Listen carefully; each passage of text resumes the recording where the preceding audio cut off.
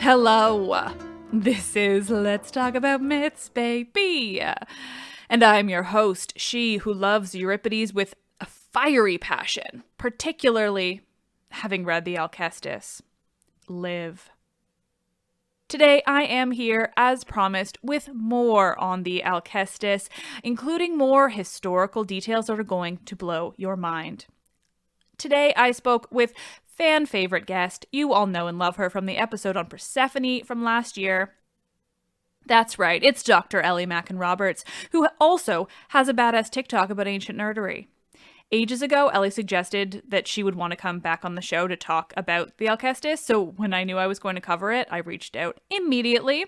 And when I started actually getting into the play and writing the episodes, I only wanted to talk to her about it even more. This play is fucking wild. You will hear how eager I was in the very beginning of this episode because truly I finished recording the episodes for the play and then was like, oh my god, I just can't wait to talk about it some more because it is so fascinating. And Ellie's insights, oh my god, only add so much more to the way that I told the story. So I'm so excited for you all to hear all of this. So much more context, historical bits and pieces, so much Euripides talk. But oh my god, it's the Alcestis, right? Like I said, Ellie and I talked about Euripides, his career, how tragedy performances came to be, when and where they were performed, and in which competitions and circumstances, what he maybe is or is not doing within the Alcestis, and so much more. We talked for a while too, so I'm just going to dive right into that conversation, because Euripides and the Alcestis, and wild and wacky tragic comedy, or whatever on earth Euripides has bestowed upon us within this play. Fuck, I love him so much. He's so weird and wonderful. Plus, bonus, dicks on sticks. So many dicks on sticks, just you wait.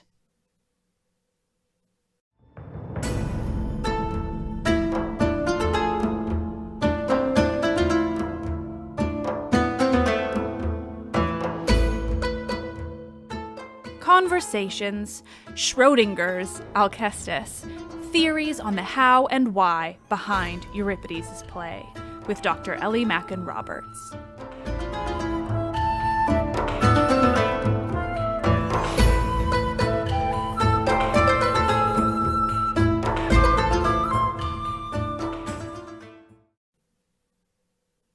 Thank you so much for doing this again.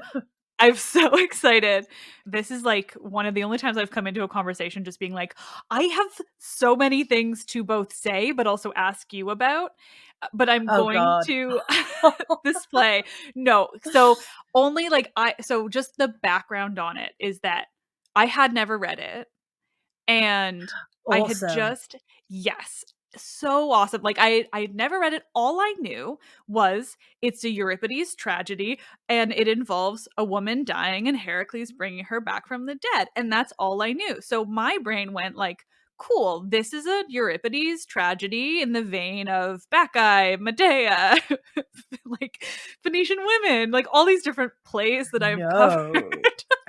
And then I started reading it, and I was like, oh my god, what is this? And I just had so much fun retelling it just now because oh no, it's not any of those things. It is the weirdest, most ridiculous, but also like wonderful in how ridiculous it is. Yeah. And so, yeah, like what makes this a play that, I mean, I also specifically remember you were just like, I'll talk about Alcestis. And so as soon as I was going to cover it, I was like, great, perfect. I have this guest lined up. So what makes it the play that you just like want to talk about? I just love it. I just think it's like, it's unlike any other play that we have extant. I mean, that doesn't mean that it's unlike any other play that was staged. Mm-hmm. But, you know, I don't know. Some of the things that I love about it kind of feed into, a lot of my other interests around death and concepts of death and staging death and ideas around who dies and why and how. But there's also like a really interesting political background to it, Ooh. that we don't have a lot of real detail about, but there are some like interesting kind of tidbits that sort of lead on to why this play was even staged, potentially why this play was staged. But I mean, like, I can just jump in if you want. Please. I mean, what I read, like, I basically just read the introduction to the edition that I have, which was pretty interesting. But it was like, it's his earliest extant play that we have, right? Like, it's the earliest surviving one, but he was writing for a long time before that. Is that right? Oh yeah, definitely. Like, he Yeah. had staged his first play that we know of. Staged his first play 18 years Yeah. prior. Okay. So he'd been writing for quite some time. Though we don't know how many times he was selected Right. in those 18 years to participate in the Dionysia. Like, there are other dramatic festivals that he maybe was also participating in. But so for the City Dionysia, 3 playwrights were selected to present 4 plays each. Mm-hmm. And we don't really know how that process went, whether, they just had like a bit of an idea about what they wanted to put on, and they went to the Archon and said, "Oi, I'd quite like to put these plays on. What do you reckon? Do you want to pick me?" Or whether they, composed sections of the plays, or however that went. But it's likely that he'd been picked like at least sort of 3 or 4 times Okay. So it in probably that wasn't his that first, period at of least. time. No. Yeah. He This set of plays came second to Sophocles. I don't know what play I should have looked at this, and I just didn't. I don't know what plays won that year, but they're not plays that we have extant. Yeah. Do we know what other plays that Euripides staged with this? So we do. The plays were 4 unconnected plays. Mm-hmm. I think people often have this idea that, particularly because we have Aeschylus's Oresteia, that trilogies were the standard way Hmm. that, and that it just wasn't. No, We yeah. know that there are 3 sets of trilogies that we know about, one of which is the Oresteia. But it seems like by the time Euripides was kind of writing, and definitely by the time this set of 4 plays was staged in 438, that the practice of having trilogies was gone. So there were 4 unconnected plays. There were Cretan Women, Alcmaeon in Sophis, Telephus, and Alcestis. Telephus is a really interesting play as well. The other 3 plays are not extant. Telephus is often called Euripides' most famous lost play. And it's about this Greek hero who, by marriage, becomes the king of this town in the Troad. And then, so during the Trojan War, is on the side of the Trojans. And it's kind of about, anyway, he gets wounded I by love that. Achilles. And this is before the war happens. He gets wounded by Achilles. And he gets told that the only way that the wound will heal is if the perpetrator heals it with the weapon that cut him. So he Hmm. sneaks into the Greek camp and holds the baby Orestes hostage, and it kind of gets Achilles to come and heal him, and it's sort of all fine. But then it plays with this really interesting kind of aspect of this Greek hero who is the king of a Trojan-aligned town, and where does his loyalty lie? And in the end, from what we understand, it seems like he helps the Greeks get into Troy, not into the city, but sort of around, helps them get to Troy in some way. But yeah, it plays with this idea of what loyalty is to his wife and her family and his adopted city, or to his heritage, which is Greek. So yeah, it's really interesting. It's one of those many times where I think, why do we have so much Menander and we don't have this play? I mean, the plays that I want to read, like, I just want to read all of them. It makes me so angry. I think about it all the time. I just yeah. We used to play this well, sometimes we still do. When I was like an undergraduate and during my master's, we used to play this game, often at the pub, which I'm not sure made us the most popular pub goers, but it was like what would you give back to take? And you had to do like an exact 1-for-1. And then everybody else in the group had to decide whether your 1-for-1 was a genuine 1-for-1. So like I used to always say like I would give back Menander's Pericromony because I had to translate that entire play in my last year and I absolutely hate it. So I would give that back and I won Aeschylus's Iphigenia. But that never was like considered a 1-for-1 trade. Like you've always got to give more back. well, especially with especially with Menander. I can't even name anything. No, it's more like I don't even like if you would have told me to like name somebody, I would have just never even. I feel like I've never encountered any of his. So, and granted, like I'm not as deep in the drama yet because I'm getting closer and closer. But like, it doesn't seem like a 1-for-1. No. But that sounds like a game that like just for Alcestis, and I appreciate that. Yeah. Like, tradesies. Yeah. Yeah, absolutely. But I mean, as for Alcestis, it's not a fair 1-for-1 trade. No. The idea that like the whole of the play is like, oh my God, what a great wife she was. She gave up her life for you. She's just so great. What a great lady. She's so loyal. She's so honorable. She's so wonderful. And it's like, can we all look at just the whole concept of this generally? The very notion that like this man is going around and I don't know if there's an argument to be made that he is like forced to do this, but to me it really seems like he could just be like, okay, no, I'll just die. Like I'll just go ahead and do what the fates originally said. Like in which case it's just a matter of him being like, no, I really don't wanna. Somebody else do it for me. Yeah.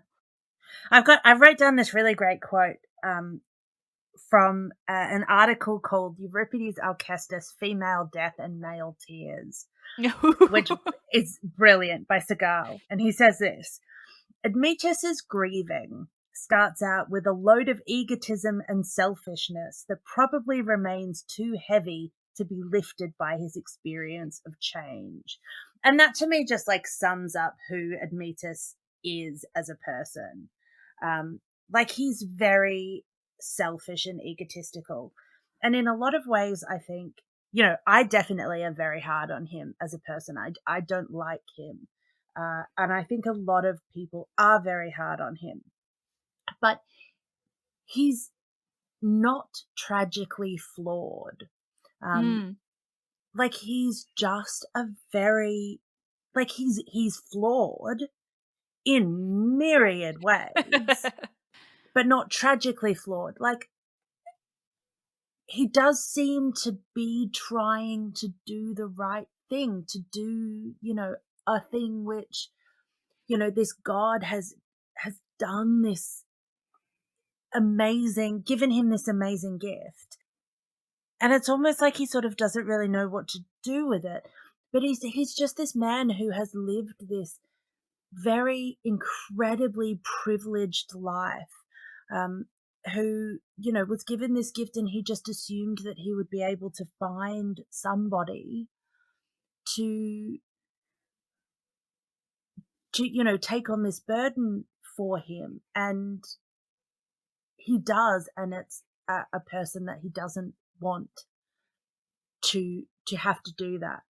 Um, and I think in a lot of ways, like he feels really trapped, um, between like giving up Alcestis, sort of allowing her to die in this way, to sacrifice herself, um, and like it must be a very difficult position to be put in, to have a god say to you, you've been really kind to me and therefore I want to give you this gift. And then to turn around and say, actually, thanks, but no thanks. Because that also wouldn't have ended like really well for them. Mhm. One imagines. Yeah, I've wondered about that because to me, like, of course, I mean, it is the gods, so you have to assume they'd be pissed off just that like their will got kind of discounted. But to me, like a play that, and I mean, this says a lot about what I think Euripides is trying to do with this play, but like a play that wants to be a tragedy in the vein of more traditional tragedies would have this whole question ended with him sacrificing himself. Like it would be more a play about the choice and falling on the side of, no, I don't want my beloved wife to die for me, I will just go and kill myself. And I think that's what makes Oh, his that's so choice, interesting that you say that. because I think that's what makes his decision to make this like a tragic comic, like a thing that is more, instead of examining the question of sacrifice and life and death and yourself versus somebody you love that much, instead of it being that question, it's more of a question of like, okay, well, what if somebody is so selfish and narcissistic that they simply can't visit that question. Instead, the choice is made because it just like, no, I'm not going to die, so who's going to die for me? It's not a question of whether I die or not. It's like, okay, how do I deal with the person who does die on my behalf? Because he clearly, like, it just having just read like every second of it and with my head like perpetually exploding, he doesn't ever look at it and think like, I made this call. He just is like, it's so sad for me. Like, Yeah. how can I live without her? I want to throw myself in her grave. And I'm just like, you literally could have died instead of her. Yeah. That's the one thing that just listening to him like go, I can't live without you. Oh, and it's on and on and on and on. Um, and I get that he's like going through this really deep process of grief and loss and anger. And probably for somebody like in his hyper privileged position, you know, and not kind of a grief or loss that you would ever imagine Mm. going through. Not that, these kind of people didn't lose wives in particular. They would have, probably in childbirth very frequently in the real, well, not very frequently, but, frequently Mhm. enough in the real world. Um, it's interesting that you say that to make it a tragedy for you, it would be him sacrificing himself. Because I Or think, it would be uh, her, but it would be like about that instead of the call is already made, you know? oh yeah, okay, that's interesting. Because I would say that, like, to me, the obvious, Mhm. um, point of it becoming a tragedy is that he gets to the end and makes the other decision. So Mm. he can't. So what I mean is, like, he's gone through this massive process of grief and loss. He makes these promises, and kind of says these things which are really very unrealistic. He promises Alcestis that he'll never get married again. He completely denounces his family. He says he's never going to stop mourning. He kind of really becomes this solo entity, like completely consumed by her dying, and like unaware that he is the reason that she's dying, like, as you've said.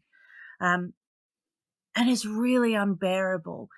But as he's kind of starting to come out of this really volatile stage of grief after her funeral, sort of right at the end, that's when the table really gets flipped on him, and Heracles comes back with this woman who he says he's won in an athletic contest. And to me, like, the point of tragedy would be if he didn't eventually acquiesce and take Alcestis, who he doesn't know is Alcestis, back. If he had been like, no, I'm not going to do it. I promised Alcestis. I'm deep in my grief. I can't think of anything beyond my own grief, and, but he doesn't. And that's the point that it kind of turns from tragedy to not tragedy when he marries her again. And, this is a really interesting symbolic thing about, like, it's very clear, Heracles is very clear that he can't just get somebody else to take her into the house. He has to grab her. He grabs her with by the wrist with his right hand. Like, this is a really clear, symbolic, stereotypical marriage gesture. We see it in marriage iconography. We see it in other literature on marriage.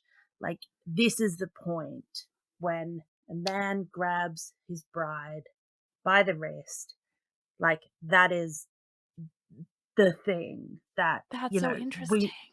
We know that, pots are marriage scenes because they have this gesture. And there's some other stuff that, like, other kinds of iconography that subverts that. And this is kind of Euripides, in a sense, playing with, playing with that subversion, almost like subverting the subversion of it.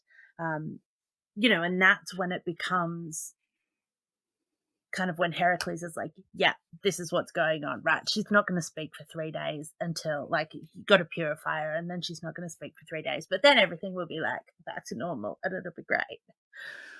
And,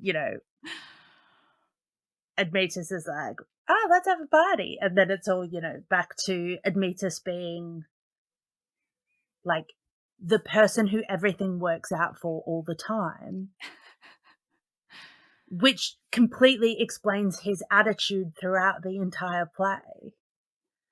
Like, I think, that would be the point of it being tragic, if he stayed resolved and didn't take and then she got taken away. Woman back in. Yeah.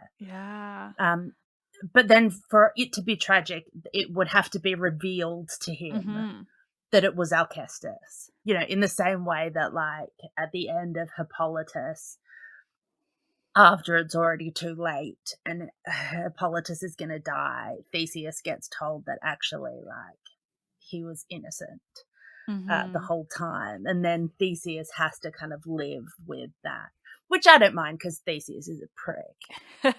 Yeah, it's fun. But, Admetus isn't. Admetus is not a bad guy. He's a horribly insufferable man, but he's just a guy who has had everything handed to him, and everything has always magically worked out for him before. And, that's like the whole backstory. And, I'm sure that you kind of went into this in your, like, deep dive episodes, not just kind of retelling the play, but kind of going into that background that Euripides doesn't really talk about. He kind of alludes to it. No, I think I did not do any of this, so please share. Plays, because I do not have access to academic stuff, I'm like, I'm going to retell the play with what I can, but so please tell me. Okay. So there's two very interesting stories about Admetus. The second being his marriage to Alcestis, right? But the first is why Apollo is there in the first place. And Euripides doesn't really go into the background of this, but he does put in, like, a couple of little interesting, like, almost Easter egg kind of tidbits that, like, obliquely allude to this background. So the basic story is really like the fullest version that we have is in Pseudo Apollodorus, which is like 1st, 2nd century CE. It's very likely that at least some of this was told in Hesiod's Lost Catalogue of Women. There's a reference to it in the Iliad. There is an earlier play, like a generation earlier than Euripides, that was an Alcestis. We don't know what part. Like, was it the same? We don't know. By Phrynichus. Some scholars think it was a true satyr play rather than a tragedy. But actually, I think most scholars more recently consider it to be a tragedy, which kind of demonstrates that the Alcestis is a tragic story. So that was 30 to 40 years before Euripides' play that would have been staged. And then the earliest really version of the Apollo backstory is early 5th century BCE. Obviously, that's a lost source. So this is really retold with fragmentary inclusions in Pseudo Apollodorus. And so essentially, Zeus had killed Apollo's son Asclepius because he had learned to raise the dead using... Anyway, that's what he had now I done. want to retell all of this. So yeah, don't too much. I'm realizing this is the first time ever that I didn't go to theoi.com. I just read through the play because unfortunately, I'm rushing things right now before I leave. And I'm like, man, what was I thinking? I'm always the one who's like going to go through and find all these random little sources and things. So yeah, but now you get to hear it. Yeah, I'll just sit back. So this all begins when Zeus kills Asclepius. And at some point, the chorus of old men in Euripides' play says, if only we had an Asclepius to come and raise Alcestis after she had died. So that's kind of like, that little oblique reference. So anyway, Apollo is pissed off about this, but obviously he can't like take his vengeance out on Zeus because that would be Never good. Pure idiocy. So instead, he kills the Cyclopes, who make Zeus's thunderbolts, because of course you do. And then Zeus is like really, really annoyed by this, and he is going to send Apollo down to Tartarus. But Leto comes in and kind of smooths things over with Zeus. And so Zeus decides in the end that he's just going to send Apollo to serve a mortal for a year. In some versions, it's longer, 9 years. 9 years is a really interesting mythic purification related number. So, for instance, Apollo is exiled for 9 years after killing Python as in purification. So he's sent to serve Admetus. And this kind of that story then intersects with the meeting of Admetus and Alcestis. There's a really interesting retelling of this by Catherine Buettner in a novel that's just called Alcestis. Although I think she kind of plays with some of the details, it is a genuinely really good retelling from Alcestis's perspective of the whole saga. So Alcestis's dad sets a challenge for suitors for Alcestis. Obviously, that's a thing that, powerful men do. Yeah. And so in some versions, he sets this test that whoever can yoke a lion and a boar to a chariot will win her hand. In other versions, this is just put to Admetus for various reasons. Obviously, it's completely impossible to do, but Alcestis's father does not know that Admetus's servant is divine. And so with Apollo's help, he pulls this chariot with a lion and a boar and wins Alcestis. But then on their wedding night, he doesn't appropriately sacrifice to Artemis at their wedding feast. And then on their wedding night, she fills their marriage chamber up with snakes and curses Admetus to an early death. And so that's how this all begins. And then Apollo essentially gets the Moirai drunk and that I read. gets them to agree to this trade, soul for soul. And then no one wants to do it. In Buettner's novel, there's this really brilliant kind of are they just roommates relationship that Apollo and Admetus have, which is not borne out in the ancient source material, but I like that. I mean, yeah. Yeah.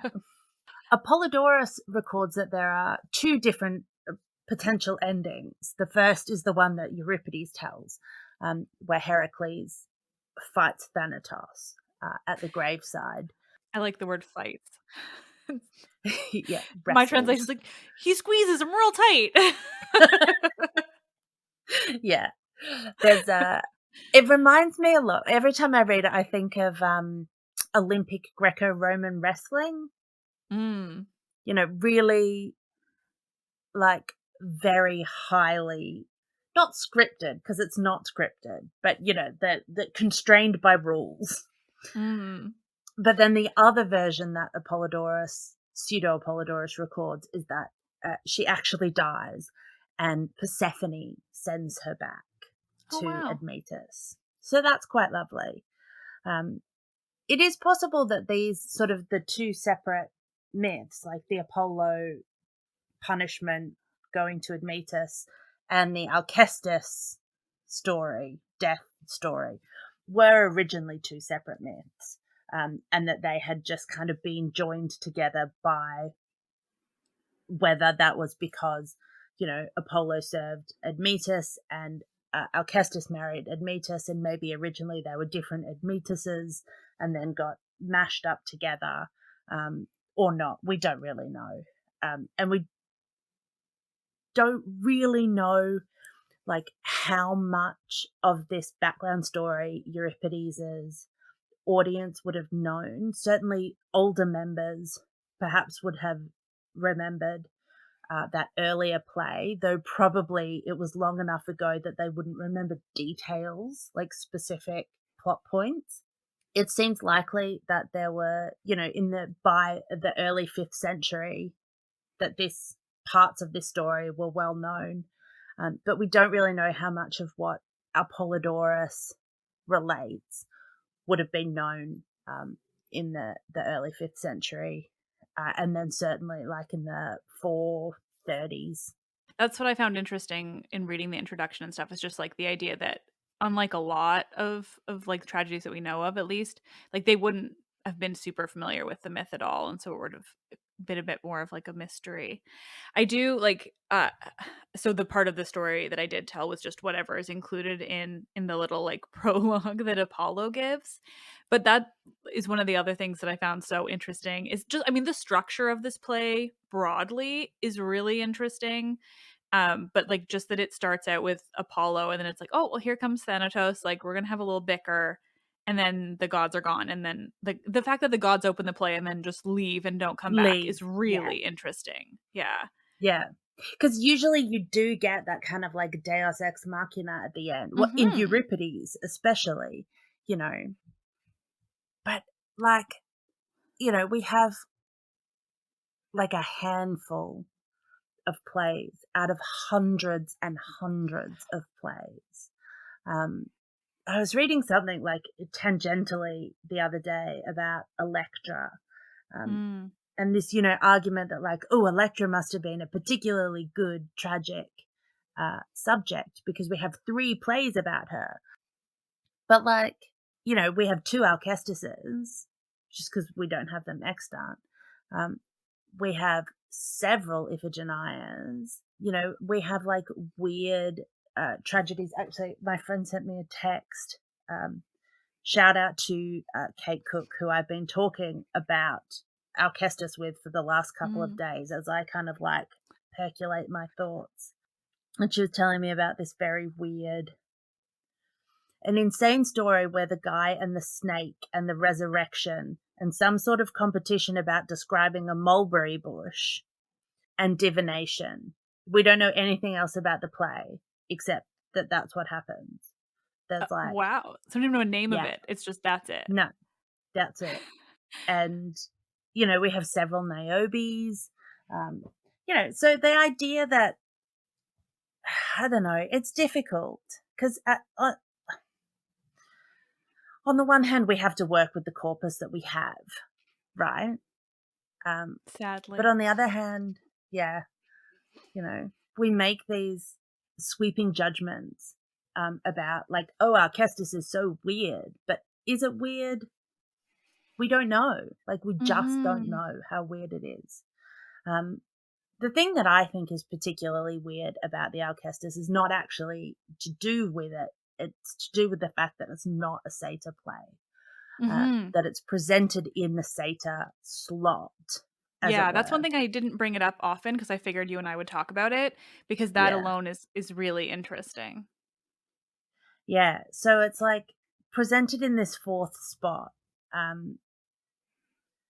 and which is normally a satyr play. And these are normally the same kinds of mythic subject matter as tragedies, but far more free in what the playwrights can do with them. Like, they can invent new stories, particularly about, these established mythic characters interacting with satyrs. And of course, the most well-known fact about satyr plays is that the choruses are satyrs, and there's lots of like massive dicks. Can I say dicks? Yeah, please. Okay. There's lots. You can say worse. They all wear these huge phalluses, and that's, I think, probably people have this idea that like, oh, it's really subversive, but like, if there's 3 of them every year, is it that subversive? Probably not. Didn't the Dionysia too, like the whole procession also to like start the celebrations, didn't that also involve a whole lot of like dicks on sticks and just phalluses everywhere? Oh, I mean, like, the whole Greek world is dicks on sticks. Yeah.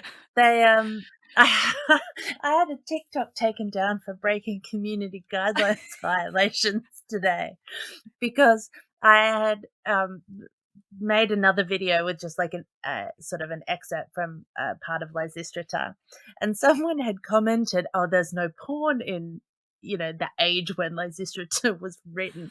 So I just made this video with just like these really, I'm not surprised it got taken down, but just like these really explicit like images on pots.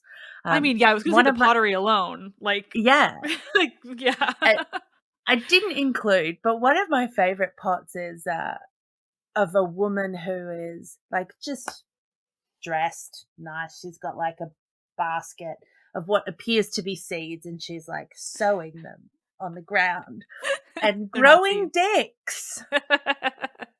And they're just, so it's not, and of course they had the herms. Yeah, which were these like protective. I always have to bring up a herm. Yeah.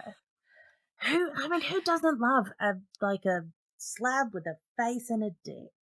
I mean, I've taken upon myself, I think, to tweet or just say, but it's become like a running joke between me and particularly the Women of Ancient History fangirl, but just love a herm. Love a herm. Just let me talk about herms at any given time. The fact that they were just a head on a plinth with the dick all over town is just one of the greatest facts there is about ancient Greece generally. And the fact that they were like very clearly highly, highly revered. And, you know, we know that from a lot of reasons, but particularly from the fact that when one night all the dicks disappeared, that there was like a huge, like a political crisis. Yeah. Didn't Alcibiades have to like flee the city? Oh, yeah. Yeah. He did. And, you know, it was like credited with the downfall of Athens' supremacy. I didn't realize you know, that. well, like, so Alcibiades was meant to lead the Sicilian expedition. This whole mutilation of the Thames thing happened. This is like the quick and dirty version. Alcibides fucked off. Oh, can I not say that? Yeah, no. I say fuck all the time. It's my 90% of my show. And then, I mean, I do know that because I listen to your show.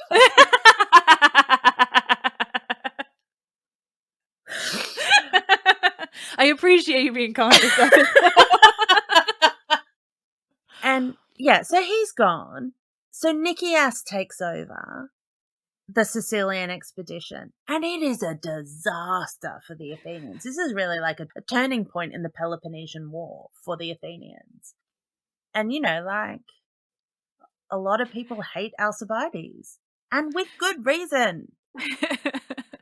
I know very little about him that isn't a feature of Assassin's Creed Odyssey, I'll admit, but I definitely learned the Herm story at some point, which is a true thrill. Yeah, and how good looking he thinks he is.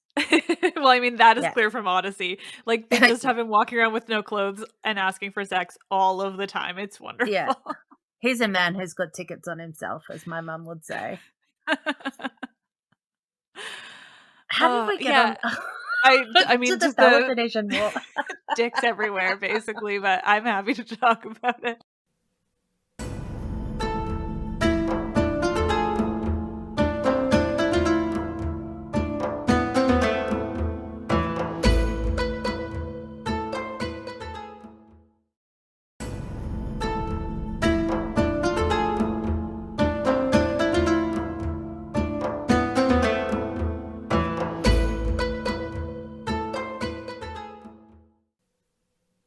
Oh, yeah, okay. There are no dicks in Alcestis, but... No.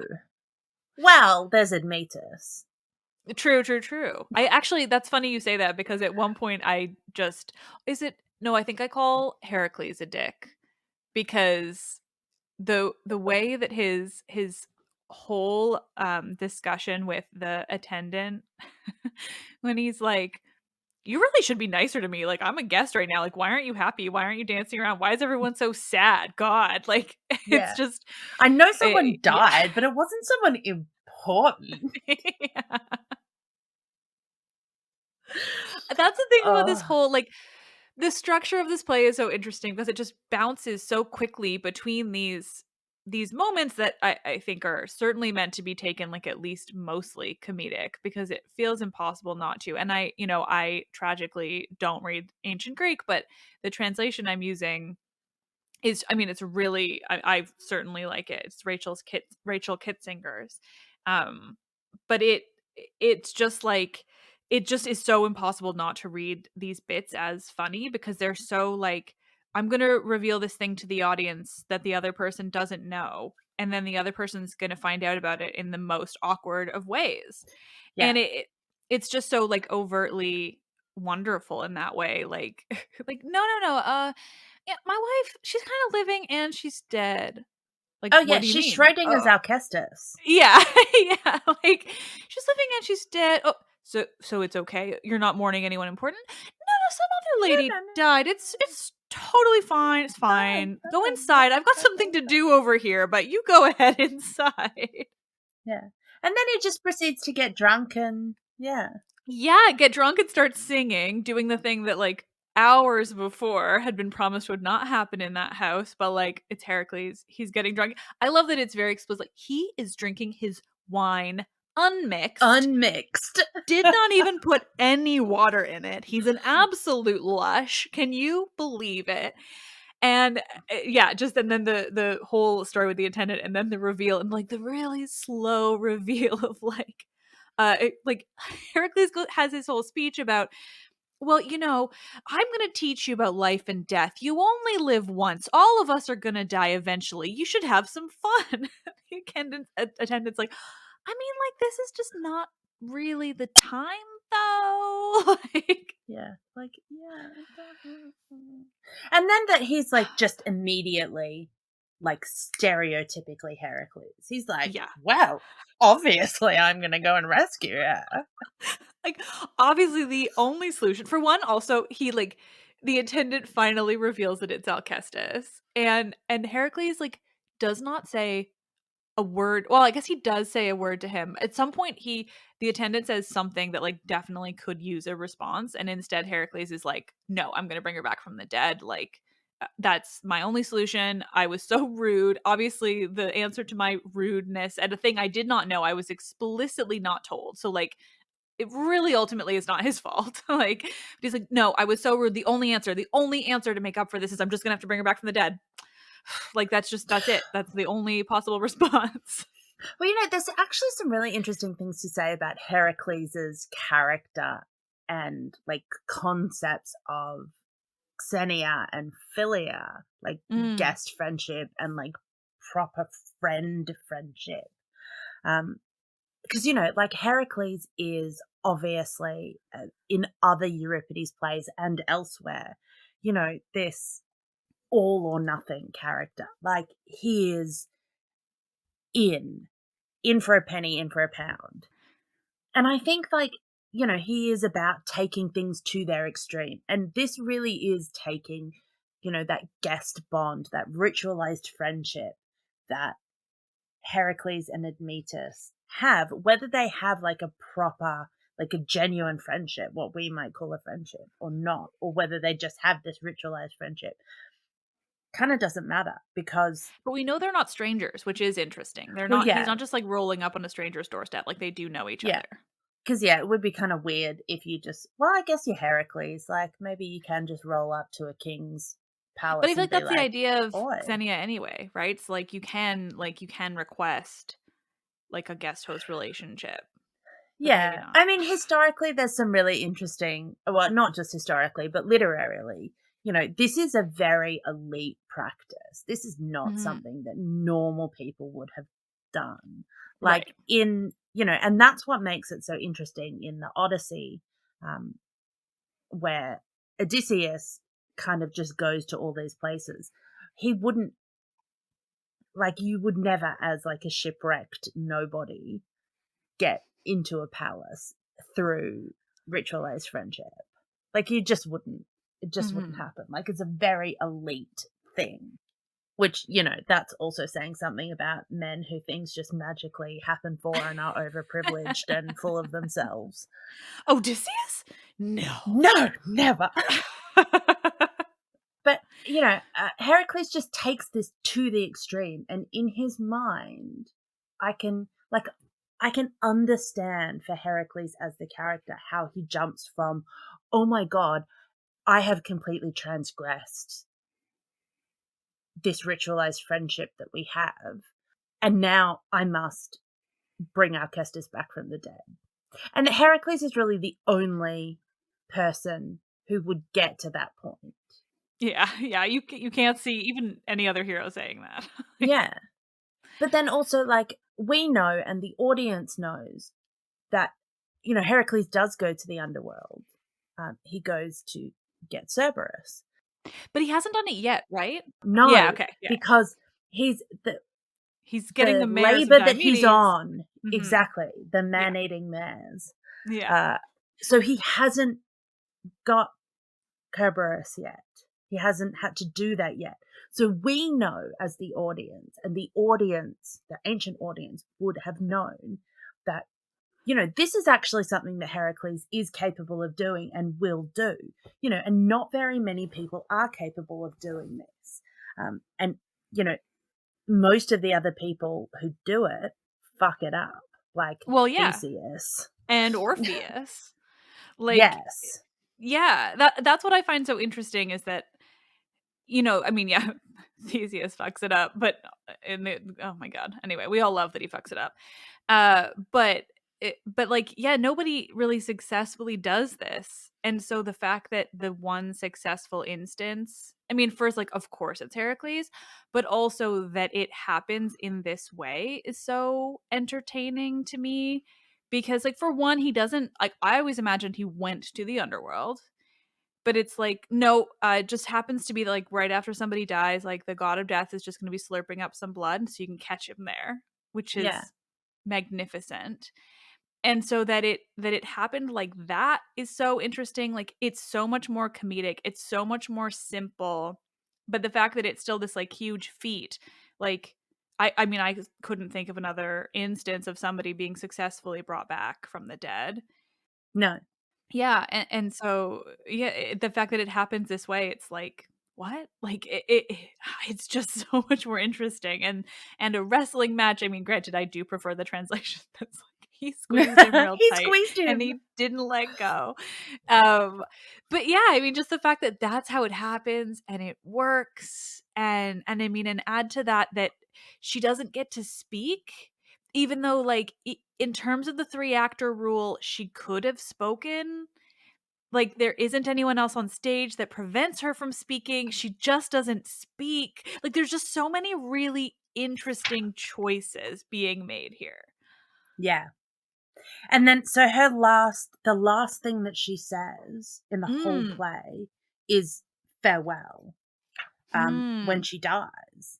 And then, yeah, she doesn't speak again. I'm just looking up in my, the translation that I read this afternoon, what it is that Heracles does. Oh, great. But Please. It's one of the only times I've only done one translation because it's all I had, but I really liked it, and it's a newer one. well, I read, it's just today I got it out of the library. I hadn't read it before. Anne Carson's Oh shit, I translation. have that book. Look, I have that. Damn it, I could have been referring to it this whole time. I didn't realize that the Alcestis was in this. Okay, he says, if I lie in wait, I can leap out, grab him, get him in a grip, he won't escape until he sets the woman free. That's what he says when he's going to do it. And then when he gets her back, he just says, I seized him from ambush. Oh, that's boring. It is. Oh, well. The Kitzinger translation's great because it's like, I'm going to squeeze him and not let go. I mean, that's a slight paraphrase, but I'm pretty sure the word squeeze is used. I love that. I love the image of Heracles squeezing Yeah, Thanatos. because it's so Heracles. It fits perfectly. Yeah. Like, it sounds silly, but it also is just like, no, that checks out. Like, he just grabbed him real tight. And it's like, nope, I'm not going to let you go unless you free her. Yeah. Yeah, I mean, the whole thing is just so interesting, but the other like big comedic chunk, because I feel like it begins with like the bizarre kind of like god introduction, and then the first sort of third is sort of the more obvious tragedy. The sad part is just like the first third of the play where we just watch Alcestis die, and it is quite emotional. Like, there's the whole thing with her children, that's the sad part. And she dies. Like, she actually dies. We see her die. Yes. So yeah, the only like unambiguous death, right? Which is so unusual. The only other time that I can think of that I'm pretty sure in extant tragedy where someone dies on stage is Hippolytus. And again, the actual thing that's caused his death happens off stage and he's like dragged on right at the end. Right. That's interesting. And it's really just to torture Theseus. But most deaths in tragedy involve violence in some way. And there is a sort of like quiet violence in Alcestis's death, as, like a sacrifice. Sometimes it's kind of referred to almost as a suicide. But she just dies. She just dies. And it's interesting that it happens actually on stage, that we see it. And then the laments are sung over her body, which is still just sitting there with her children, which is horrific. I was thinking about that as well. Oh yeah, so the introduction here says that that this is a little bit more unambiguous than Hippolytus. She says the title character could be alive barely at the close. Because I guess they don't announce that he's dead. Is that what? Or maybe this is. Yeah, because I think it ends with like right at that point where Theseus is like, "Oh my god," and Artemis says, "Oh, I've got to go because I can't see you. I love you, but I can't see you die because I'm a god. I can't be tainted with you be like, yeek." And then she leaves. Well, that's interesting because that's what Apollo says too. As soon as he has Thanatos there, he's like, "Well, I can't watch Alcestis die. I gotta leave." Yeah, but that's also different because Apollo doesn't really have a relationship with Alcestis. His relationship is with Admetus. But like gods in general, in tragedy, don't hang around to watch people die, which like they do in so much other literature. So okay, hold on. I found the other translation. So the Kitzinger one that I read was, "If I ambush him and grab hold, clasping him in the circle of my arms and crushing his ribs, no one will release him until he gives up the woman to me." Oh, that's amazing. Like the idea of crushing Thanatos's ribs. Yeah, it's so like explicitly like, nope, I'm gonna grab him and not let go. Yeah. Particularly because like, so when he first comes on, like right at the beginning, the only time we see Thanatos, we know he's got a sword. We don't know anything else about how he was presented, but it's probably most likely that he is presented sort of like as a warrior, because that's how iconographically we normally see him. So I think, a lot of people kind of imagine Thanatos as like more of a grim reaper, kind of drawn and sullen and with his like big flowy cape and whatever. But actually, he probably would have been presented as like relatively young and fit and strong and in the guise of a warrior, and he's got a sword. And so the idea of Heracles being like, "I'm just going to grab him and squeeze him and crush his ribs," is even better. And it's even more Heracles. Yeah, it just suits. It suits so perfectly. I really enjoyed it.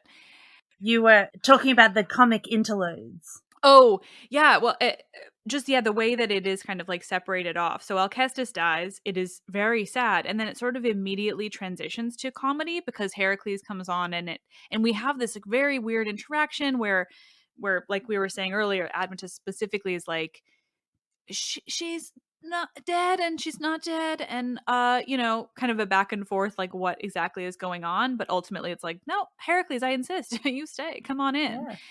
And then immediately we get the father, who's definitely the next character I want to talk about, because it's just so interesting because the way I read it, Admetus does not get any redeeming moment. Like, he is just continually ridiculous, and he just like, he doesn't concede anything. He's just like, you should have died for me, and now I hate you because you didn't. And his father has such well said and like reasonable arguments to be made. Like, I think one line is like, you didn't die for me, why should I die for you? Or you wouldn't, and so why should I? Or there's another that's like, you like your life, why wouldn't I like mine? Like, it's just so explicitly like, so no, people shouldn't have to die for one another. That doesn't make me a bad father because I didn't want to. Like, think about this rationally here.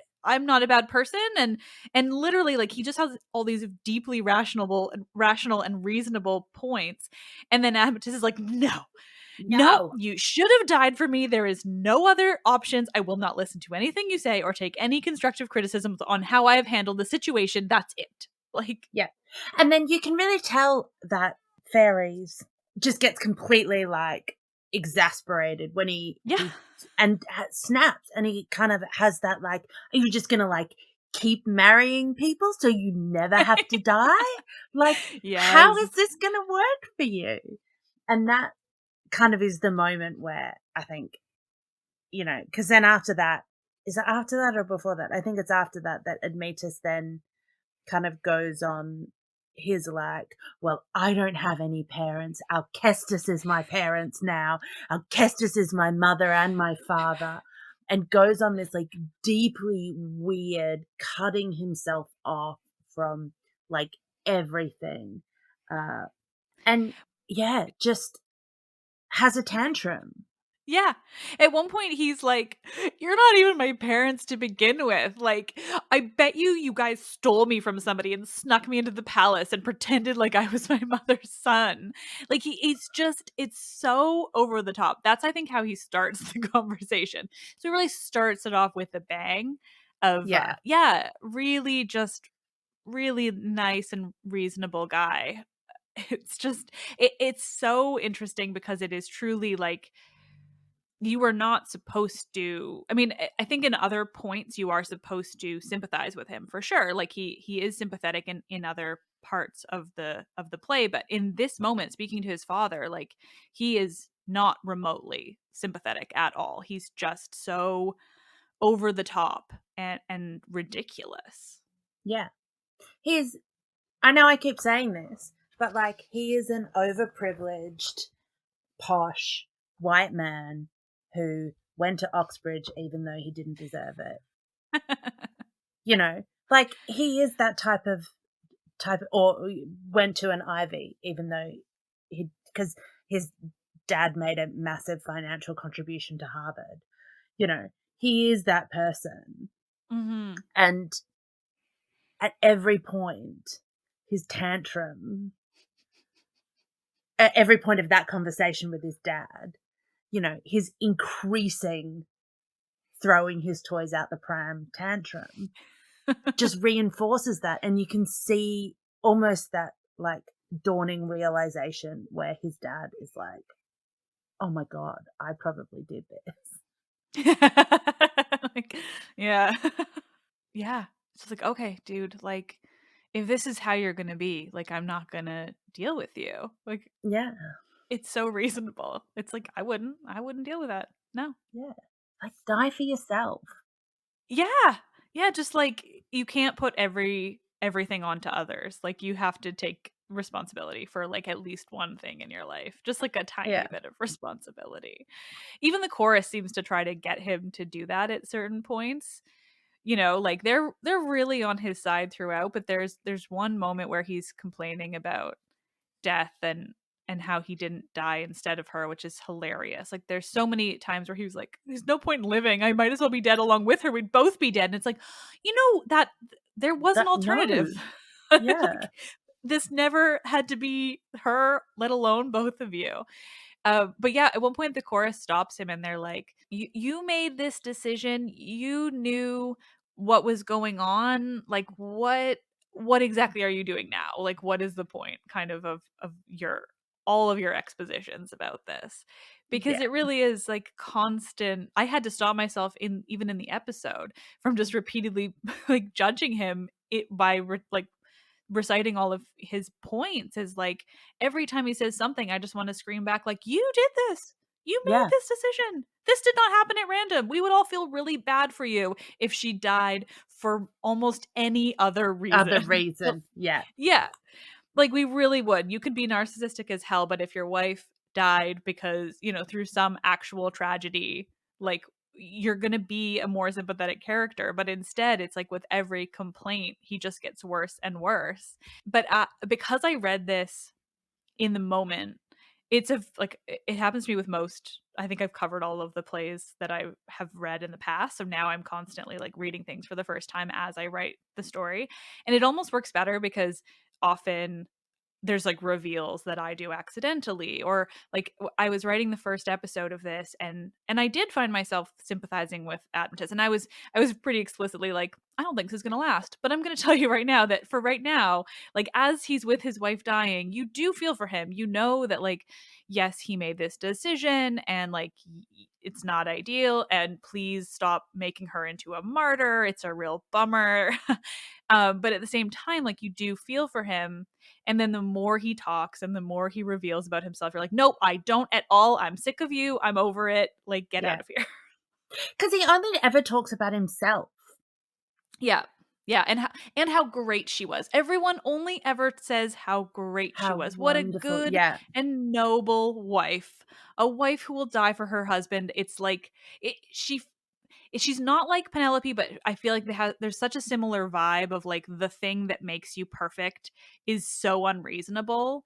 Like the thing that makes Penelope perfect is just that like she didn't want any of these other guys. And the thing that makes Alcestis perfect is that she just killed herself for her husband. Like Yeah. that is not a thing that should make anybody an ideal human. Let alone it, I mean, No, of course the key is it's an ideal woman. An ideal exactly. woman will choose a man's life over hers. I don't sort of want to get really bogged down into like the vocabulary of the Mm, play. but also that's fun. Sometimes, yeah. So she is called best, as you just said. Mhm. Aristos is, this common masculine word Mm. for this kind of like bestness that we find of men all over the place, like in Homer and tragedy and in everywhere. Um, and she is called Ariste, and that's really uncommon to have this kind of very male dominated esque uh, word applied to a woman. Um, Mhm.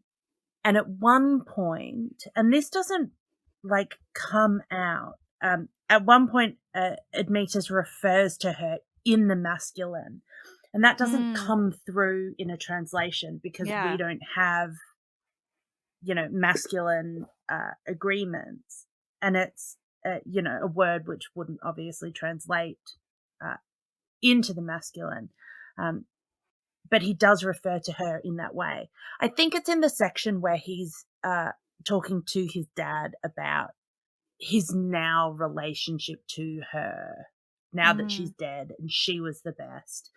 And he kind of goes through that, talking about how his dad could have saved her and doesn't. Such a reasonable request. So reasonable. So Ariste, it's never used of a woman in Pindar or Aeschylus. It's only used of women 3 times in Sophocles, but Hmm. Alcestis is called Ariste 9 times on 9 separate occasions in this play. Um, she gets called glorious. Even Ferres says that Alcestis made life for all women more glorious. So, Oh like, yeah. she's kind of put this, like, nobleness is really kind of thrust upon her, and almost like a glorification of her, um, in this very kind of masculine way through her death. This is one of the points that I think Segal makes in Female Death, Male Tears. Such a great name for an article. It is so perfect. That, death masculinizes Alcestis and feminizes Admetus Mm. in his grief and his failing. He takes on these really stereotypically female activities, lament, grief, this outpouring, which is very traditionally um, a female role. But he doesn't take on any of the physical female roles in the preparation of death. Mhm. Alcestis does that herself. Mhm. before she dies, she washes her body. She anoints herself for death. And that's really interesting, that, even in that he's emotionally feminized, but doesn't take on physical female roles. Or he does say explicitly that he's going to become a mother to his children. Yes. That part was so notable. The translation I've used has really great footnotes for stuff like that. So it was very, very helpful when it comes to, the kind of clarifying that stuff that doesn't come across just in a straight translation into English. But I was curious, like there is also a line where he's noted to have cut his hair. Is that a thing men did? Or is Yeah, that a everybody feminized? did It that. did. Okay, cool. Yeah, Yeah. yeah, yeah, yeah. Hair cutting is like a really interesting general thing that happens at a lot of different points of people's lives, mainly around rites of passage. And in a sense, uh, in that way, mourning is a rite of passage. It's Hmm. the cutting of hair is the celebration of the rite of passage for the person who's died. Um, and that's, you can see a parallel between like a funerary procession and a marriage procession. Um, and that's why the end of this play kind of works, uh, Hmm. as that, we talked about the wrist grabbing, Mhm. marriage motif, but that action turns this funerary procession into a wedding procession, because they contain all the same elements. It's just sort of the difference between like singing laments and singing praise Mhm. songs. Mhm. So essentially, you just make your like sad songs happy, and it's the same thing. So interesting. And I was curious too, like just in relating all the stuff around her death. So, and I think you briefly mentioned this, and I meant to clarify, but so she would have been like, obviously, she does die on stage. That's like a huge, big part of this. Yeah. And then, like, based on, what we can figure out, obviously, stage directions are always inserted by the translator, but it seems to me that. That she remains on stage, and so there was probably an actor on stage as a dead woman throughout a lot of it, if not like, do you think that they would have switched it out at some point, or would it have No, been a I think person? no, I think she would have her body would have been taken back inside the house after she dies, and the chorus sings this long lament, um, Mhm.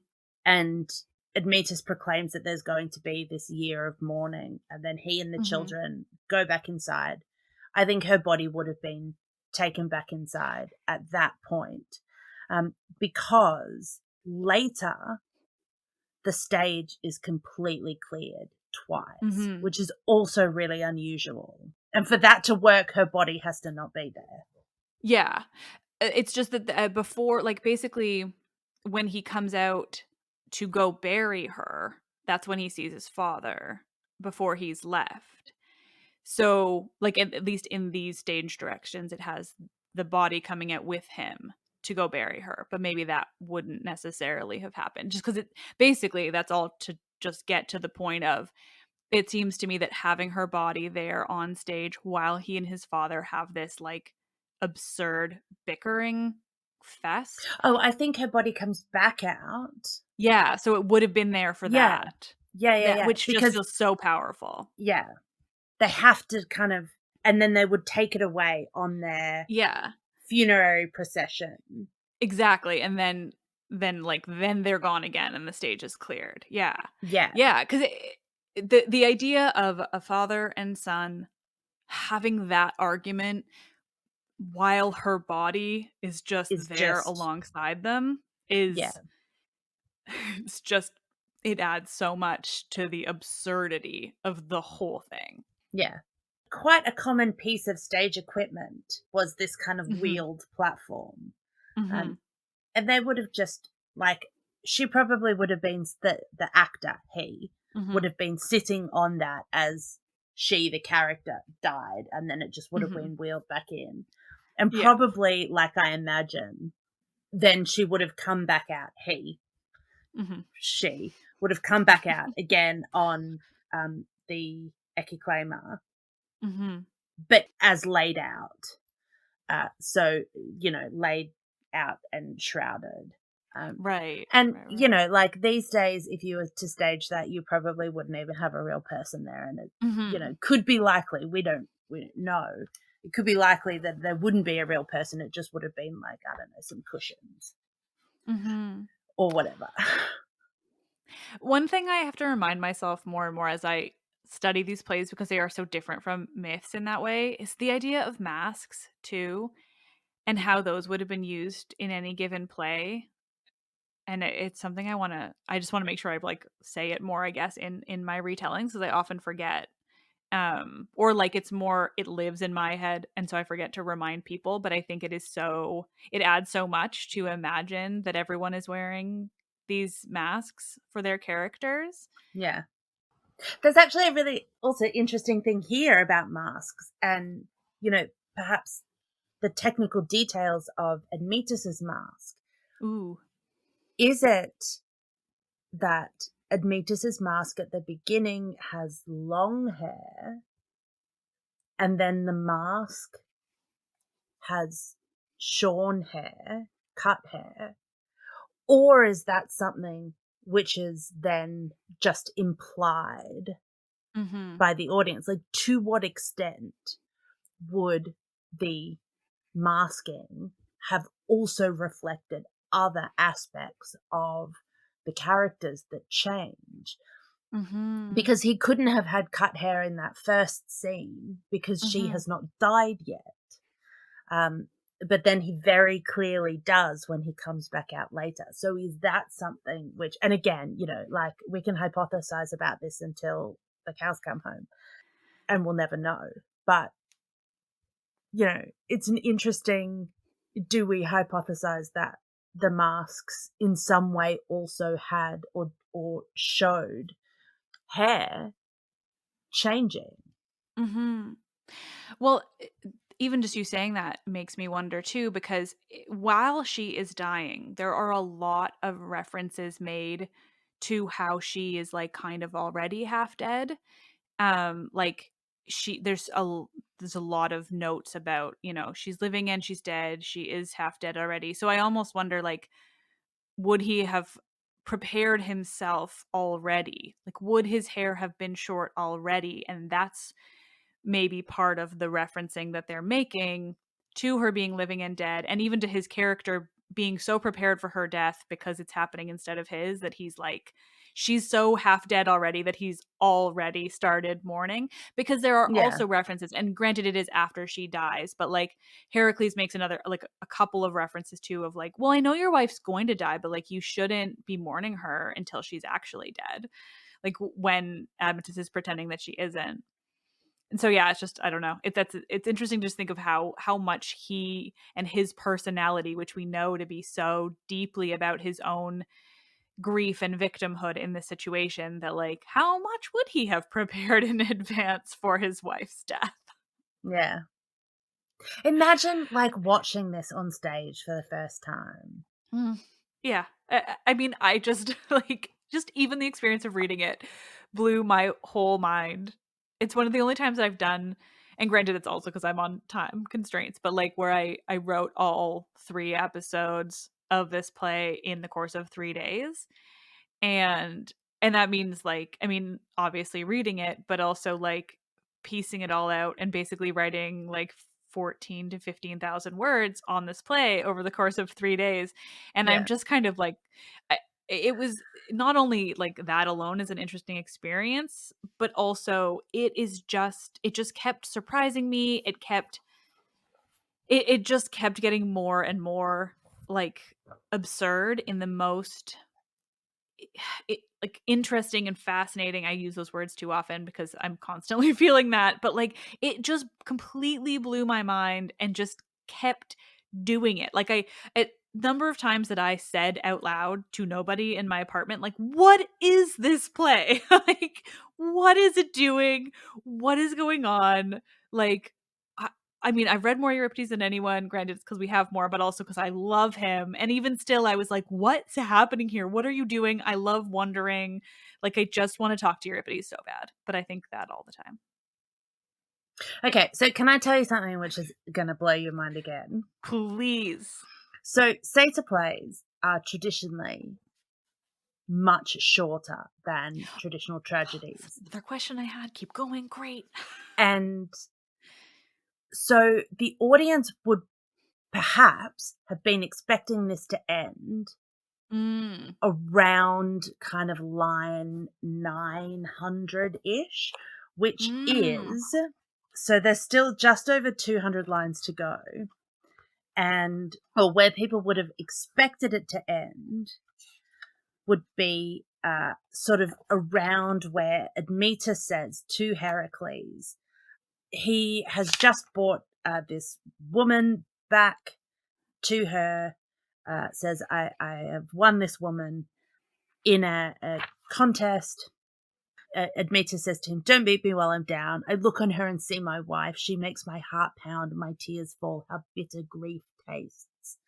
And so that, or another hypothesis that scholars have, is slightly before that, before Heracles comes back, just after the chorus have sung their final lament, and then that would be the end. So both of those points are, deeply, deeply tragic points of the play.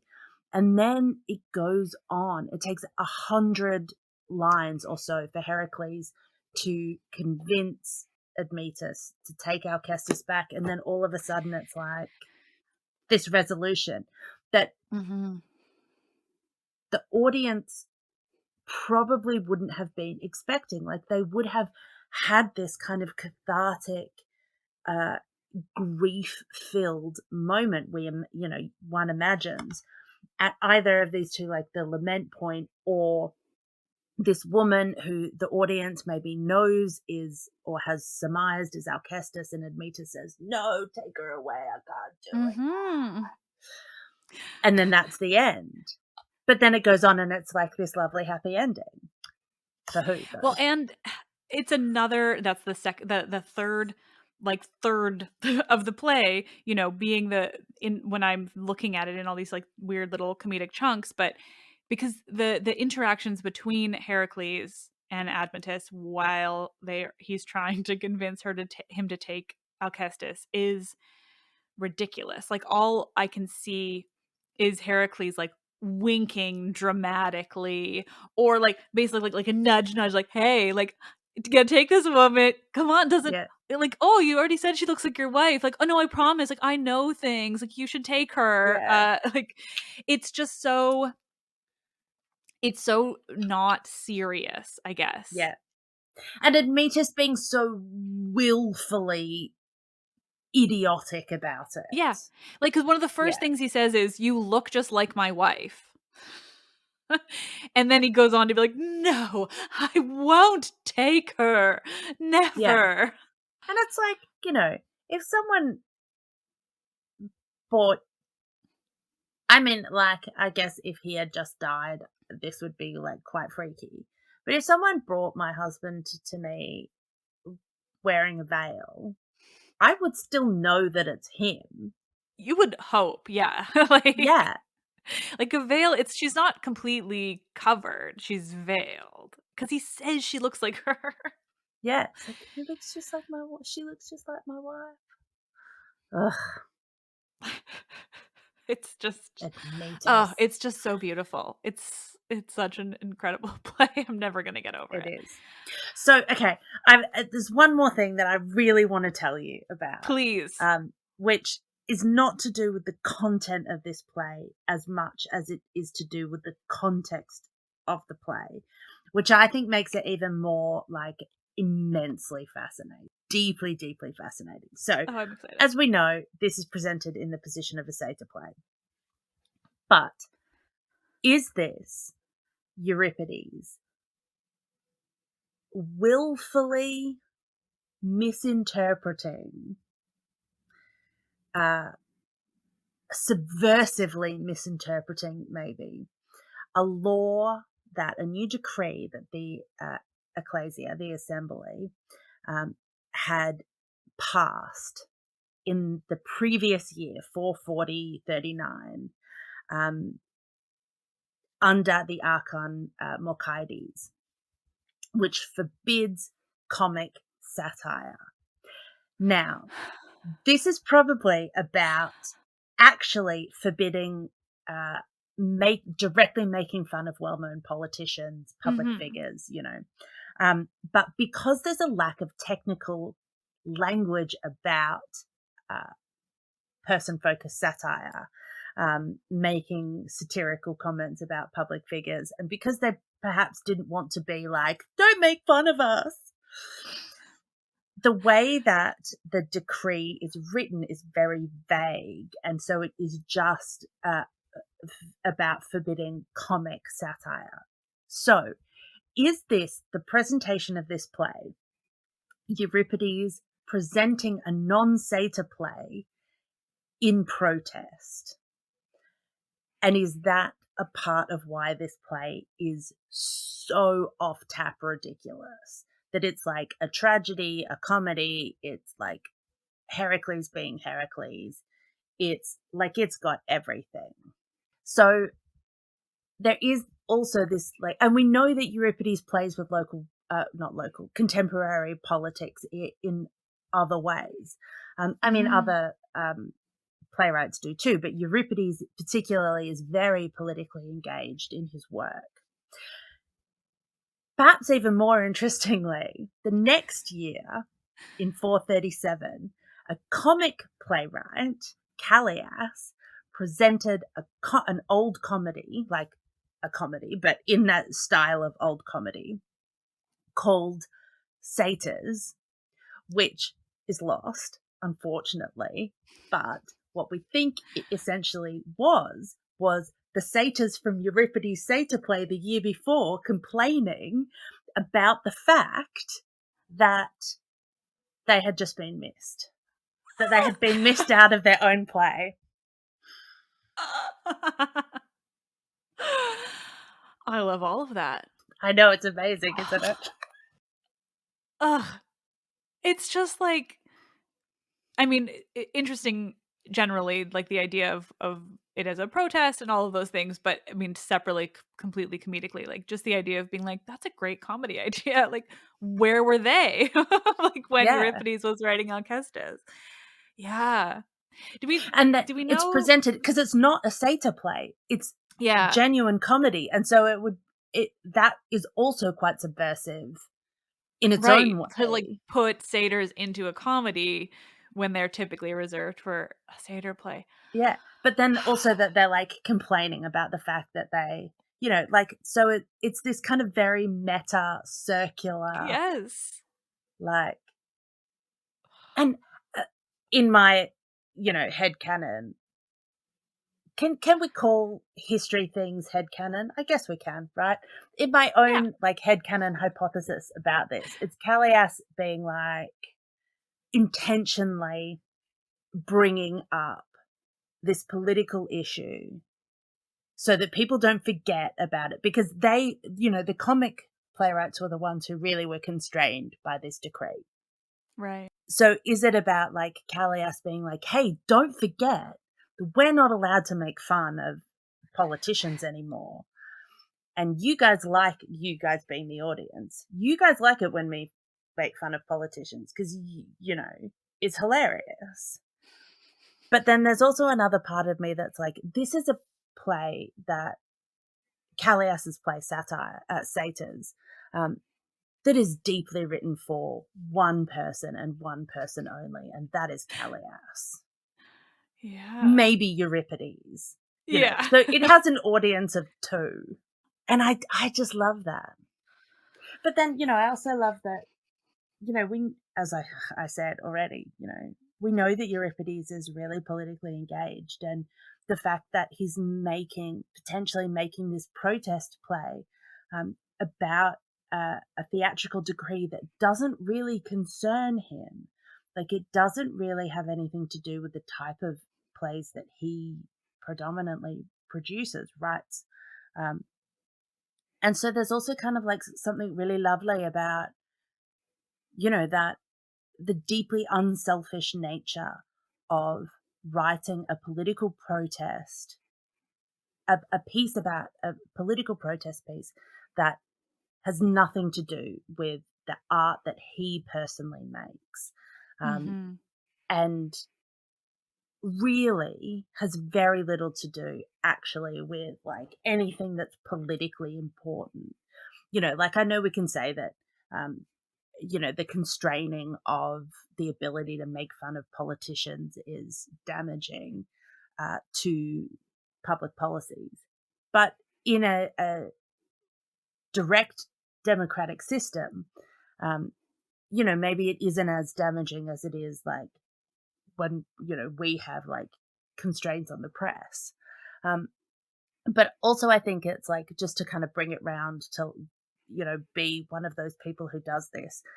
Like it's actually really pertinent right now with Mm-hmm. the, huge debates about cancel culture, and freedoms of the press, and, what it means to be allowed to make fun of public figures. Um, Mm-hmm. and so I think that that's really pertinent as well. And I think it's also Mm-hmm. something probably not a lot of people know about Alcestis and the context of it. So, Yeah. No, I think that adds so much. I mean, it not only adds so much, but I also think it does like at least suggest a bit of an answer as to, yeah, why it's so weird, why it doesn't fit, what like yeah. it is just so very out of place, you know, and that alone. I mean, yeah, that alone's so interesting. So to have like a possible answer, or at least like a contributing factor, Mm. is wonderful. And then, in one sense, does that, you know, obviously, again, hugely couched. This is clearly a hypothesis and something we'd never be able to know. But with all the constraints off, does that mean that this is the type of play that Euripides himself wanted to make? Mm-hmm. You know, as a piece of, because theatre is so deeply constrained in so many ways, both, tragedies and satyr plays and comedies. And so is this like well, if there's no rules, if I'm going to break the rules, I may as well create the work that I, you know, want to write. Mm-hmm. Though again, Mm-hmm. heavily couched. That's a Still, it's hypothesis. interesting. Yeah. Yeah, it's just interesting. It's interesting to think about. Yeah, I find Euripides generally to just be, I mean, and I need to just basically settle down and read every single one of his plays that we have.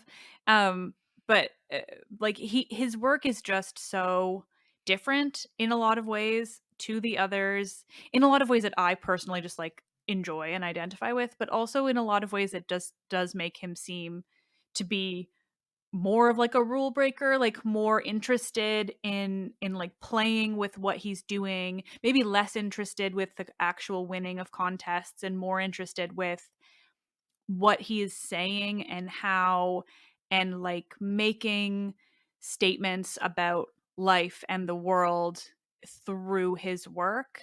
Yeah. And so yeah, just to have that additional thing, like, I couldn't see this play being written by Sophocles or Aeschylus, Oh god, no. like, Yeah. no, they just wouldn't be interested in the things, like a lot of what I talked about in just generally discussing it is like he seems to be just kind of examining the question of sacrifice and life and death and familial obligations, like what you should and should not expect from your family members, like what they should and should not have to do for you. And like he does kind of seem to suggest how he feels about it, but he also doesn't. Like, he's just kind of like voicing these thoughts without like hammering in a point to you. He's just Hmm. making like it's like he's just philosophizing on Yeah. stage, like there isn't an end moral point. He's just like spouting off thoughts and ideas and like playing with them before an audience. But these are themes that, you know, he comes back to again and again in both the Iphigenias, in his Electra, you know, in his Heracles plays, these sorts of ideas about the home and the family. I mean, even though, you know, obviously Aeschylus deals with these themes and Sophocles deals with these themes, but they don't deal with them in this like homely, genuine way that Euripides does. And that's, you know, one of the things that I think is so resonant about Euripides as a playwright, like why so many people's favorite playwright is Euripides. Not mine, but, you know, it is. And undergraduates in particular, I think, find Euripides a lot easier to approach, because he does deal with these sort of like homely sorts of themes in really genuine ways. I like him a lot for his violence, but also fair. all of these things. Yeah. I'm like that guy in Medea. Just give me all the gore and the like gods fucking with people. Yeah. But I mean, even in the, you know, that violence, like Medea, you know, the Heracles plays, Hippolytus, you know, that violence also plays with what it means to be in relationships with people and how much you can expect people to give of you and for you, or for you, and how much of yourself you know, realistically have to expect to give, and sort of what it means to be desperate within these relationships. It comes down to like, I just want to talk about Greek tragedy all of the time. I mean, God, thank you so much for doing this. This is so much fun. I'm so glad you wanted to talk about this play, and also like kind of spurred me to cover this play. So thank you. Well, no, I mean, I genuinely think everybody should read it. Probably before any other play except maybe Euripides' Helen. But yeah, that Alcestis is wonderful. Like there's no, she is the best, and it is the best. Yeah. I mean, I love weird. I'm like, give me all the weird. So it was just extra thrilling. I think that's why I like Euripides too, because he goes for weirder. Yeah, he is weird. Yeah. He's far more weird than Aeschylus or Sophocles. Well, I mean, again, thank you so much. But why don't you tell my listeners where to find you? Is there anything you want to promote or share? I don't think there's anything I want to promote. I would like to thank both Kate Cook and Emma Cole for listening to me spout shit about Alcestis for the last 2 weeks. No, for the last couple of days, while I kind of fully pulled all my thoughts together for this. You can find me on Twitter at Ellie M. Roberts, on TikTok at Ellie Mackin Roberts. That's pretty much it. Wonderful. I'll link to all those things because you really are putting out some incredible TikTok content. And I love TikTok, except when I get things taken down for community guidelines violations, because I've just posted like a whole pile of pictures of men sucking dicks. I mean, but it's Greek pottery. It's art. It's fine. Yes. And it's so good.